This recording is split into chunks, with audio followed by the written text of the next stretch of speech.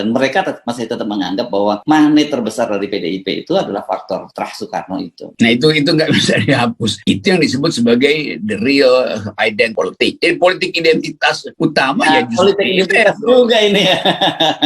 Iya, kalau nggak ada identitas Soekarno ya PDIP itu ya kosong juga akhirnya. Kan tetap kita hormati bahwa PDIP memang dari awal itu hendak mengucapkan dalil-dalil ekonomi dan politik Soekarno kan. Jadi Soekarnoisme itu tetap dalilnya di situ. Yang ajaib bahwa PDIP berbasis pada Soekarnoisme, tapi kebijakannya itu tidak Soekarnoistis. BBM tidak begitu, di fora internasional nggak begitu. Karena akhirnya PDIP mungkin sekarang merasa bahwa kita mesti balik pada alasan dasar partai ini, yaitu mengaktifkan Soekarnoisme, dan itu hanya bisa lewat Puan. Walaupun terengah-engah, tapi Puan tetap ada di dalam nostalgia bahwa kakeknya itu pernah memimpin bangsa ini dengan segala macam kebesaran politik dan pikirannya kan itu. Yang lain kan nggak ada tuh. Kalau kita lihat misalnya tokoh-tokoh